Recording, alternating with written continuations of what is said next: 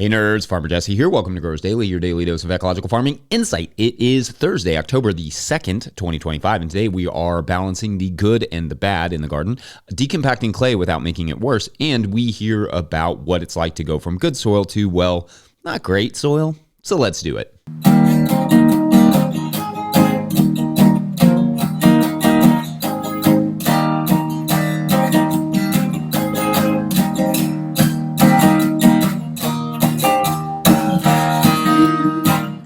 All right, so that awesome cover of the theme song came to us from Max Brabner, and it in fact goes on a little longer, and it's awesome, and it has lyrics, and we will play that a little later in the show, so shouts to Max for that, and to everyone who has sent us a cover of the theme song. We really appreciate it, and you are welcome to keep sending those. You can send those or your 20-second farm video clips to farmermike@no-tillgrowers.com. Okay. Hi, everyone. Welcome to Thursday already, and welcome to October. I hope your Octobers have started off productively or restfully or whatever you had hoped for them so far.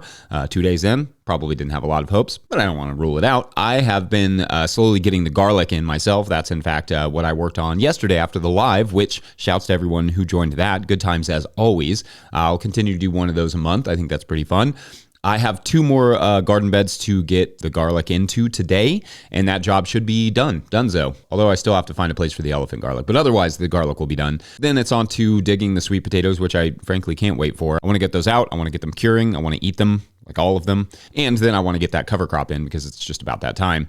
I know we just entered October, but don't forget that next month, that would be November, I will be at the Carolina Farm Stewardship Conference in South Carolina. Love to see you all there. Not sure how that will affect this show, but I think I will return with some fodder for you. So a small disruption for a long-term gain, hopefully. That seems like a fair, fun trade. Also, next week, I will be at the Kentucky Composting Conference, which should be a super fun time. Link to both of those events will be in the show notes. All right, as is our custom on Thursdays, we like to catch up a bit on the Patreon questions. Patreon members, I have a new thread up for October, so get your questions in over there, and we will spend the winter tackling those. So as many questions as you need and want to get in is good by me. Today's first Patreon question comes to us from Patreon member Martin Komaru, who writes, quote, "One of the great things I learned from you was to be a little less dogmatic, recognizing that sometimes, quote unquote, bad solutions are actually the best solution if applied very targeted and very rarely.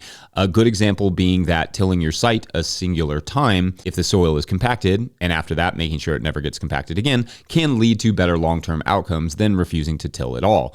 I was wondering if you ever struggle with being okay with temporary costs of the best bad solution sometimes. As an example, a large part of my site is a collection of trees installed as a privacy screen. I want to replace them with a hand-selected list of species. For a shelter belt type of thing, the solution should be better in all ways, more wind protection and vastly more insect and bird food and habitat.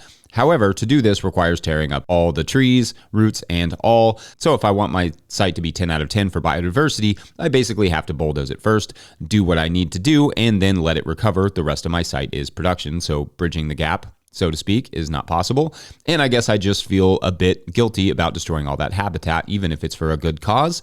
Do you have any thoughts?" End quote. All right, this is a great question, and we've talked a little bit about these ideas in the past, but I think in some ways, it gets to the heart of what it means to be a steward of the soil. You are always sort of making complicated and sometimes very diametric calculations, balancing harm and help to improve soil and make it work for you. That might be bringing equipment in, for instance, to bulldoze for a pond. The equipment will cause some compaction, but the pond will bring in life. Or maybe it's more continuous stuff like using a tractor with fossil fuels to build soil on large acreage or whatever it may be. Or maybe it's getting rid of, like invasive or non-native plants like you're talking about, even if they are technically habitat, which obviously don't do that in the spring when birds are hatching out and fledglings are being cute and fluffy. But this calculus is, of course, part of all life and a huge part of human history. The mighty beaver, for instance, a creature I've long been fascinated with, affects its environment more than any other creature other than humans, causing flooding, disrupting streams, yet they also bring more life and abundance to the area they affect, more so than any other creatures, definitely including humans. In fact, it's almost built into life that creatures are trying to benefit themselves, altering their environments to some extent in the process.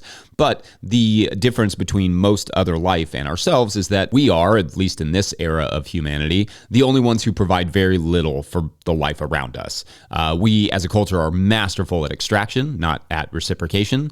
An earthworm consumes microbes, but it poops the manure out, which feeds plants, which feeds more microbes. Humans poison our manure with what we eat and flush it off to a factory to be processed. Trees drop their leaves on the ground, which perhaps leaves birds more exposed to predators, so the birds fly south while those leaves become food and habitat for tiny creatures that become food and habitat for the birds when they return, and nutrition for the trees the following year. Humans, for their part, spray pests with herbicides that poison both what they eat, the humans, and the soil the food is grown in. For millennia, humans managed the land in a way that actually replenished it, but how we managed to, or even why we managed to step outside of that role of stewardship in the land is difficult to understand, and it's frustrating to think about. This is how humans often get analogized to parasites, a creature who, takes and then looks for a new host. Hi, Mars. But there's always some amount of take with the give in nature, and it doesn't always have to be a negative thing to cause small amount of harm if the end result is additional good. In fact, that's kind of just life, or how it should be. With a good plan and the right intentions, that small amount of harm can prove great dividends to the ecology. Unlike most other life, humans have to be conscious and intentional with these things. Otherwise, we are indeed going to consume our host, which would be the Earth. Anyway, thoughts on that? Should I do a whole segment on beavers and their teeth that literally contain iron? I probably will one day anyway. All right, we're going to take a quick break, and when we come back, we will talk breaking up clay without making it worse. BRB. I really want to do like a play on words of like breaking up clay without cracking up. It just doesn't quite work, but it could.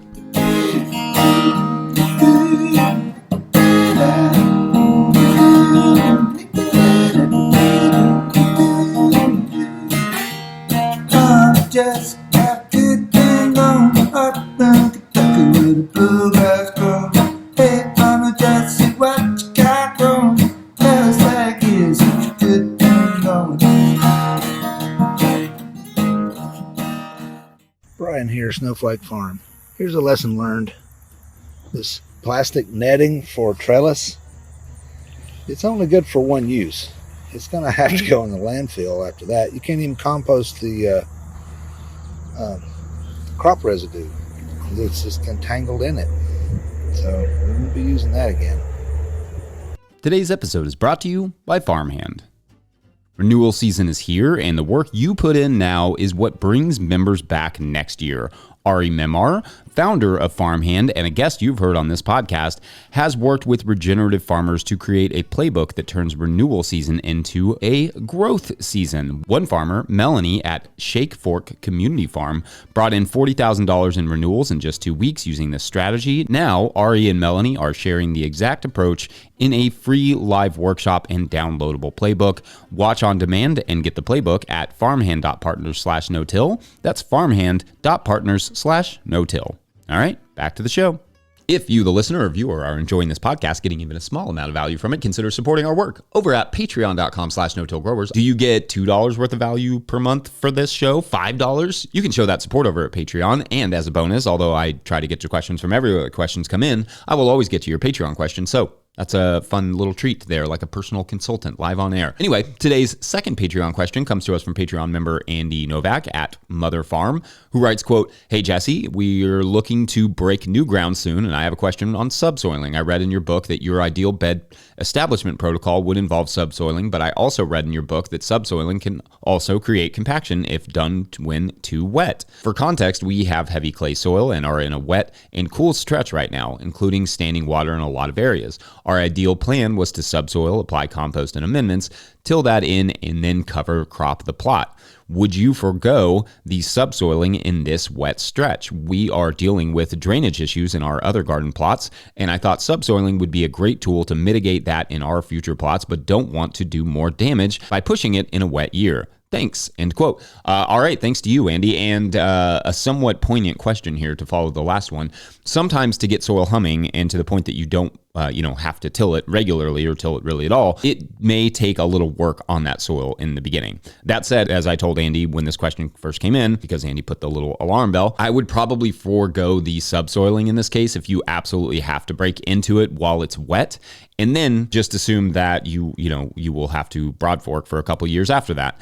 The compaction caused by working it too wet will create more work for you for many years to come at a very deep level, which is spectacularly difficult to manage. The alternative would be just to wait until the conditions are better to do any soil work and then do the soil work as you described with the amendments. Again, beyond the subsoiling, which for those of you who don't know, it's basically like a long shank that sort of just breaks up the soil. You just drag it through the soil and it breaks it up deep underground without turning it over. But beyond the subsoiling, especially if tilling is the next step, as I write in the book, you don't want to create compaction slicks that hold water. If you want to know what that looks like, especially for something like a tiller, just rub some wet clay in between your fingers and you can see how easy it is to make, pottery.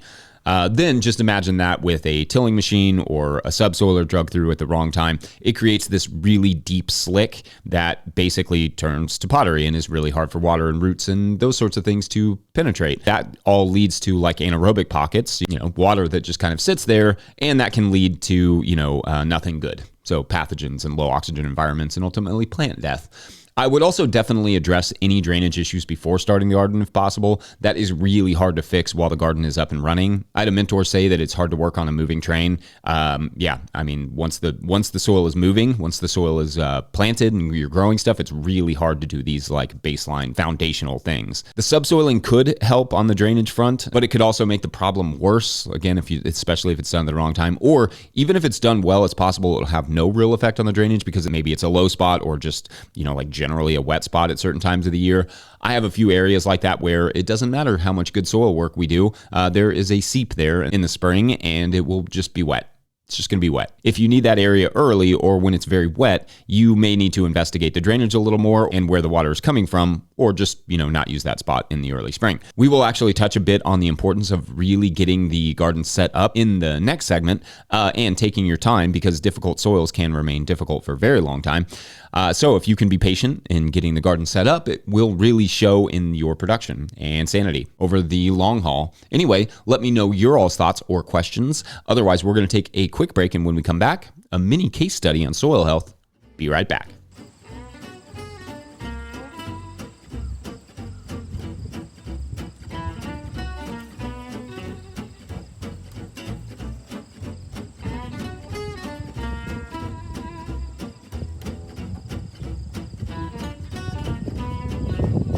Farmer Claire Coleman here from the Winter Growers Podcast. Did you know that I also founded Real Farmer Care, a nonprofit that supports farmer well-being? From my own experiences farming, I knew firsthand that this type of support was missing from ag, so I decided to do something about it. As of today, there are over 500 farmer recipients of a $100 self-care award, with more applying daily. If you'd like to help, each $100 donated supports one new farmer. Visit realfarmercare.com to donate and learn more. Again, that's realfarmercare.com.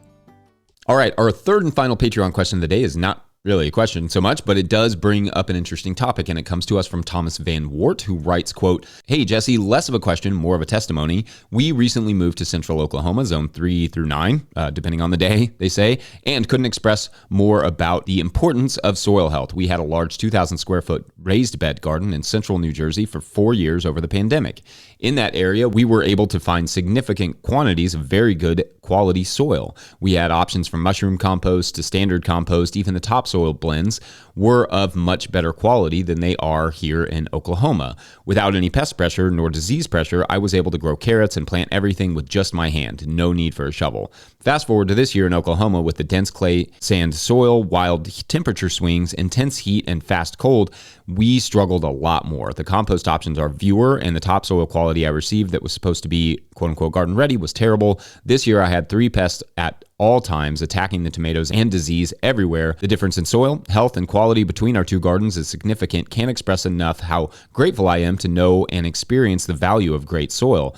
Healthy soil and the difference that makes in your garden enjoyment and production. Thank you for covering random questions and very specific issues in your podcast. I'm in the process of binging everything over the last year and have loved the YouTube videos as well. Thanks again." End quote. All right. Thank you, Thomas. And I know this sort of conundrum or this sort of reality all too well. I have farmed good soils and difficult soils and several in-betweeners. Sometimes you can do everything right and still struggle because of the climate, the access to water, the access to good compost, the previous land use. A lot of this stuff is just flat out of your control, at least in the beginning. And I wanted to share this because as we've talked about, a couple times in the first year of this show, not everyone's, garden journey is going to be the same. Sometimes the circumstances are just in one person's favor over another, but no matter the soil, the principles are largely the same to get that soil humming. But it may take longer in some situations than others. After 4 seasons on this new farm, the compacted clay that we have is getting better, but it's still not where my soil was on my last farm after just a couple of seasons. It will just, take longer to get there here. Yeah, that makes sense. Than it did on the other farm. Maybe next week I will do a whole show on the conservation ag principles and how to think about each one, because I think it is important to, understand there are things that run all soils the same way, but then there are also different ways to manage those based on your context, which will make sense next week when I do that show. But just keep your heads up and don't compare yourselves to anyone else. You may be doing exactly the right thing, only they have better soil to work from to start with better ingredients. That would be like compost or whatever nearby to add. There is no magic bullet. Farming and gardening is just dynamic and situational. And sometimes, unfortunately, your job is going to be a lot harder than someone else's. Or in Thomas's, and frankly my case, sometimes one farm is just going to be harder than another, even just a few miles away. I mean, I know Oklahoma and New Jersey are quite a stretch, but for us, we moved 15 minutes away and these 2 farms could not be more different. Soils are complicated like that. The nice thing is when the garden doesn't start out perfect is when you really get to see how much it improves over time. Anyway, don't get discouraged. Enjoy the journey. Moreover, and this one goes to everyone, have a great rest of your Thursday. Don't forget, No-Till Growers is now officially a nonprofit 501c3, so donations are tax deductible and greatly appreciated. Please make sure to like and subscribe and or follow wherever you're getting this podcast. That's an easy way to help us out. Enormous thank you to all of our show sponsors. And if you'd ever like to sponsor the show, you can reach out to Farmer Michelle at no-tillgrowers.com. Huge shouts to Willie Breeding for the theme music and Mike Hilbert for the production help and editing. Also, shouts to Epidemic Sound for the background music that you can hear while I itch my hand. Pick up a hat like this one or a copy of the Living Soil Handbook at no-tillgrowers.com to support this work. Big thank you to everyone over at patreon.com/no-tillgrowers, where at a certain level, or if you just bump up from one level to another, or you sign up in the month of October, you get a shout out on the show. So big shout outs today to Long Shot Farm. Shouts to Long Shot. And saved here. The story, wouldn't have continued without Long Shot. So huge shouts to that. All right. So as you will remember, our writer friend, Dennis, has begun work at a local tech company. And the job is basically just to write stories, both simple and intricate, and just see how well the sort of box interprets the story. And it sort of gives you back a picture, like a 3D picture of it. And the idea being that families could buy these things and then create their own stories or watch other people's stories. And it could be some sort of interactive form of social media, but also entertainment, replacing Netflix and all these things. And Dennis is not particularly tech savvy, but he loves this job. It pays fairly well. It's creative and challenging, and his work seems valued. The director really wants to know what he thinks, and his mother calls again while he's working on his first full day.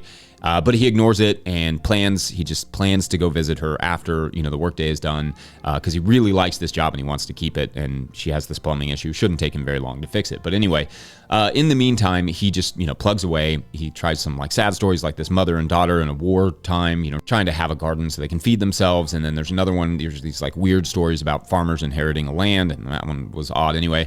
And then there was a story about a mysterious snowfall that happens in this one town in Tennessee. And every time the box just sort of turns to life and creates something sort of beautiful with some quirks that he notes, for the director. But it's a lot of fun. It's really interesting to see how all these different stories are interpreted. Then as, the day winds down, he gets ready to go visit his mother out at the old farmhouse. And that is for tomorrow on What Killed the Video Star. That one actually kind of works. All right. Way to go, Dennis. Thanks for watching and or listening. We'll see you tomorrow. Yeah, for Feedback Friday. So get your feedback in. Bye.